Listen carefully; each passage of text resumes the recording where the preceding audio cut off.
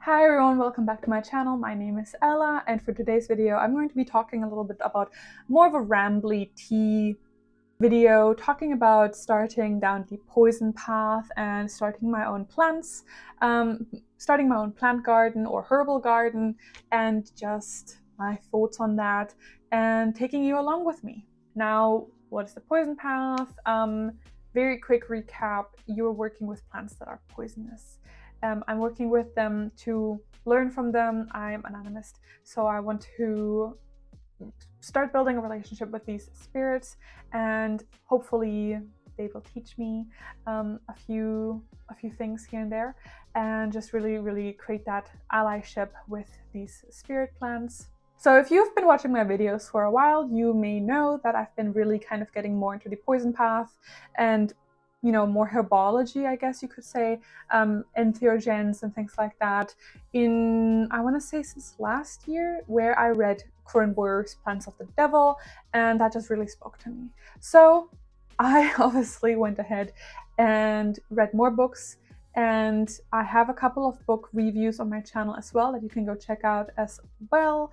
The latest book that I read was The Witch's Cabinet by also Corinne Boyer. I love Corinne Boyer books. I consume them in a day. Also lots of little tags over here, as you can tell. But yeah, so I don't want to necessarily give you an introduction to the poison path, as in like, what is a poison path? Because I feel like that's going to be a separate video. So I'm just going to talk a little bit about my personal journey and starting my own little plant garden, or, you know, herb garden, I suppose it is rather. And yeah, what's kind of been happening recently. So I think something that really intrigues me with the poison path specifically is I'm a Scorpio, so I love death. I find it just incredibly fascinating. It's part of life, and it is one of the most important parts of life, obviously. That stage of going from life over into death, I find really fascinating. One of the quotes that I will never forget is one of my earliest friends when I started out with witchcraft was saying how he's actually quite scared of sleeping because it's the closest thing to death.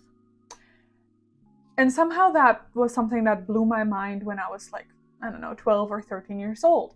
And I still find that a very fascinating concept. That idea that when you go to sleep, you are as close as you can be to death. And I know this is a little bit of a, you know, topic in itself that some might find frightening. And so specifically with the poison path, you know, bane and blessing grows on the same stalk. Is that on the stalk? Not sure. Sometimes I get English phrases wrong. I apologize, I'm German. But something that I just find really fascinating is these lessons that these poisonous plants are able to teach us, right? I mean, everything is poisonous in a high enough dosage, but with poisonous plants, it's less of a dosage. And they just have such an allure to them. They have that just deathly beauty to them that I find wholly fascinating. And I think there's a lot of things that we can learn from these plants. And so that's kind of my approach with this. I also am greatly fascinated with spirit flight and with dreams. I include a lot of dream practice into my personal practice. I think dreams for me are my #1 way of communicating with spirits or with my ancestors, or with my own subconscious, of course. And so exploring dreams and exploring them in a more intentional way for me is something that I'm really just wanting to work and dive into much more. Now, I have already made myself a dream ointment that I made 2 or 3 years ago, still when we were living in New Zealand. So that was 2021. Time flies. And I also have a couple of dream related spells in my book of spells, which, you know, I've got on display right here. But for me, I just thought growing my own seeds and growing my own plants and my own herbs is going to be a really amazing way, because I'm an animist, so I believe everything has a spirit, and I believe that plants can be teachers. And so I thought, you know, raising these plants and really having that bond with them is, for me, the most natural conclusion, let's say. So I'm obviously really excited. You can maybe tell I'm talking really quickly, but I'm really excited to start on this journey. And I have been using that dream self, and I've been having really amazing, I want to say, success. And success I don't necessarily measure in terms of the quality of the dreams, but more so just the fact that I'm having really fascinating dreams, let's say, and dream experiences that I've never had before. One of them being smell. I've never smelled in my dream before.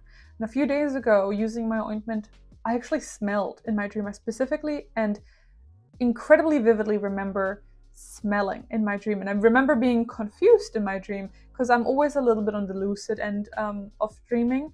And I remember being like, oh my gosh, I've never dreamed something in my smell. I should ask that person in my dream, what are you wearing? And I wrote it down immediately in the morning because I was like, this is fascinating. But things like that, I think, are really, really interesting to me, and especially spirit communication. I find witchcraft sometimes, especially nowadays, especially with Wicca, and this is not my own words, this is Gemma Gary actually spoke about this in Silent as the Trees, is how removed spirit allies or spirit, connections are from Wicca, which has a lot to do with Gerald kind of being a little bit scared of spirits. But I was like, oh my gosh, yes, true. Yet I'm so fascinated with spirit encounters, working with spirits and spirit homes and spirit houses and things like that, that I find using these plants as my teachers and as my guides could be a really, really interesting way to work and contact and start approaching these spirits, especially considering, of course, that, that is something that historically has been the case. And so I guess that's just kind of where I'm coming from with all of this. But yeah, I feel like this is also such a vast, huge topic. I also am going to be showing you little clips of my seedlings and how they've already grown throughout this video, just so that you can kind of see. But I'm going to be sharing a lot more on this topic, I think, over on my Patreon, because I feel like it's such a nuanced conversation. And so this year I'm finally starting with growing my own herbal plants.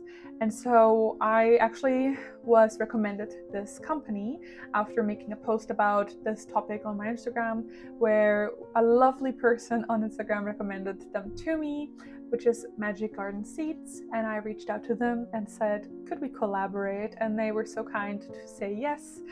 They did send me 3 different packs, which was so exciting. And I've been seeding or planting those seeds, and yeah, I'll just be showing you on screen here and there how that's kind of been going, but it's been going wonderfully, and I'm just so excited. So very quickly, just a little bit about Magic Garden Seeds. It's not a sponsored video, but they did send me, of course, those 3 packs, and of course, we're working in a collaboration to that extent. They are a wonderful company who specialize in especially rare seeds, just really, really old seeds a lot of times as well, or old vegetables and old fruit, and also plants that are more rare. They, I think, have over 1,200, could be wrong, but I'm pretty sure it's around that number, and they do ship internationally. Now, they are a German company, which I'm really, really excited about. I'm German, so I'm really excited about working with a company that is local or somewhat local, and just supporting that. And they're a wonderful business, and I've had such joy working with them and like communicating with them. And yeah, so the seeds that you can find there are, of course, poisonous plants such as belladonna. So you've got like, angel's trumpet and devil's trumpet, and you've got all of these henbanes, and oh, they have so many different varieties. It's absolutely incredible. And I've planted a couple of those already. I do have my belladonna right now cold stratifying in the fridge, so that's still going to take a little longer, but my angel's trumpet's been doing so well. I'm so excited about it. But yeah, they also have old types of tomato seeds and, like, you know, different types of vegetables that are really old or really rare or really hard to get, as well as more common things like mugwort, for example, which I've also been growing, or like thyme, or like chamomile, things like that, right? That you as a witch might want in your witch's cabinet. As I have the book right here. This is the witch's cabinet, so that's why I'm just giggling over here. But yeah, if you, for example, like me, are someone who want to practice more localized witchcraft, or witchcraft that is much more just a folk magic based folk practice, that you really are trying to source a lot of the ingredients yourself, that is something that I find really, really important, and to know when these plants are harvested or even just, you know, planted, because a lot of times when you buy them online, you're always a little bit like, where is this from? Whereas if you grew these plants from seed, I feel like there's just such a connection with these plants, getting to know these plants, and also getting to really respect and appreciate these plants, because you see how long it takes for these plants to grow, and then to harvest them, you really start having a deeper relationship, and you start having like an allyship with them, right? You start really connecting and bonding with them. They are like your little plant babies. So I just find that really, really important, and I'm so excited to start this journey. I am going to be sharing a lot more content with this entire path over on my Patreon.